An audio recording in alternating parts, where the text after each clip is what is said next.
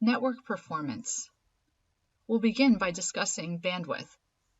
And bandwidth has to do with data. Data that is sent and received from one computer to another on a network doesn't travel instantaneously.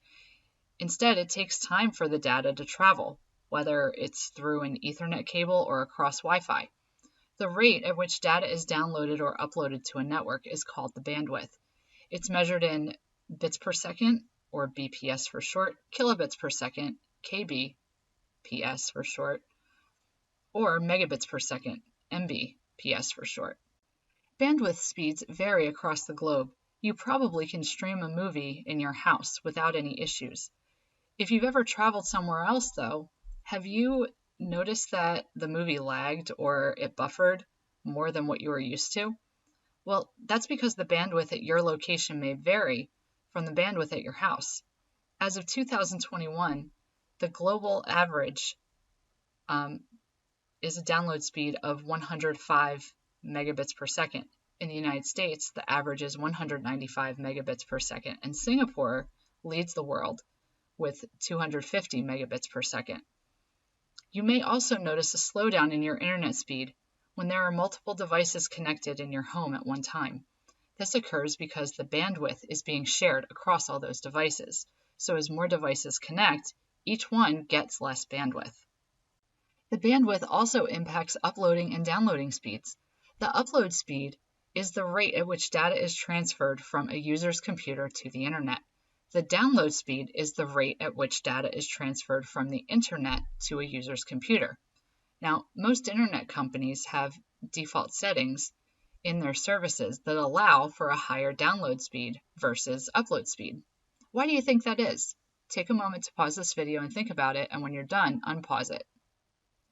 And this is a very interesting question, and the answer is also interesting too. Most users actually download more music, movies, files, etc. rather than upload. So internet service providers or companies provide a faster download speed in exchange for a slower upload speed because it's a bigger win for their users and what the users use the internet mostly for. Now remember, bandwidth is the rate at which data travels. However, the actual time it takes a piece of data to reach its destination is called latency. It is typically measured in milliseconds, which are thousandths of a second. It is difficult to understand latency, and that delays exist when data is transferred across the internet. This is where pinging comes in handy. But what is ping or pinging anyway?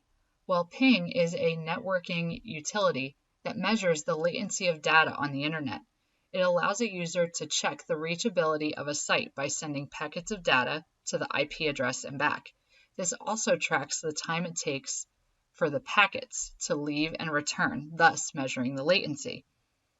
Let's check it out by going to their website. So it's centralops.net/co. And if we do that, we see ping on the right-hand side in the menu bar.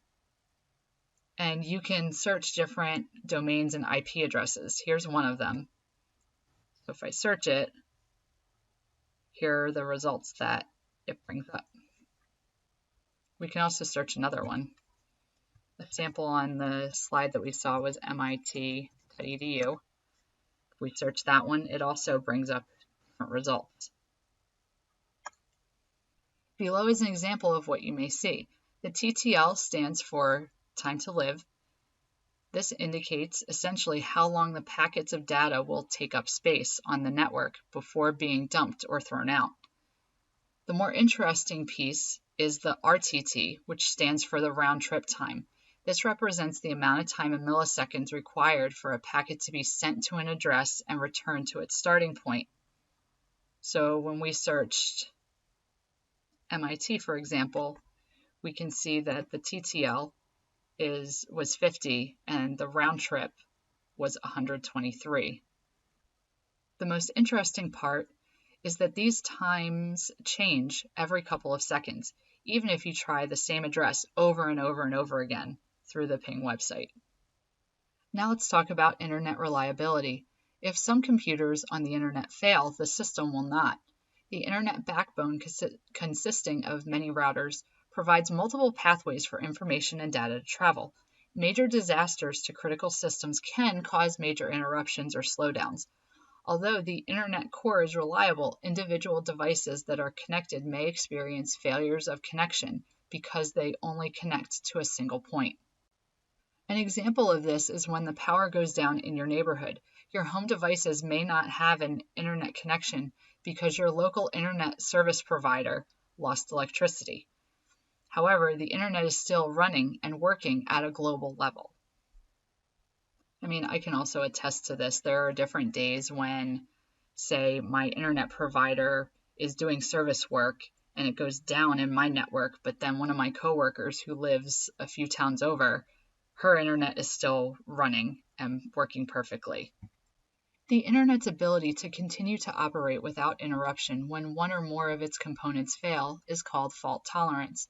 There are many layers involved in routing and transmitting data in order to maintain operations, such as reliable protocols that notify the sender whether the data being sent is successful, and multiple pathways between parts of the system that allow for rerouting when one pathway fails. The diagram shown below is a model of the internet. Notice that there are multiple paths that data can take to travel between any 2 points. For example, if points B and L are computers and they are trying to communicate, there are multiple paths to get from B to L, and a few of them are listed here to the right. So it could go from B to E to G to K to L. It could also go from B to E to D to H to K to L. It could also go BAF, GKL, and it could also go BAFGHKL.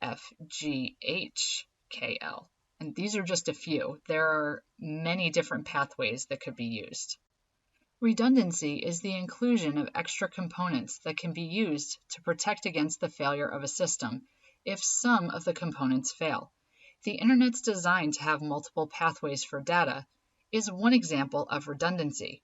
Physical redundancy is when there are extra devices and pathways between them for sending data. Examples of this are backups made to hard drives, saving copies of a document in multiple locations, such as flash drives, hard drive, etc.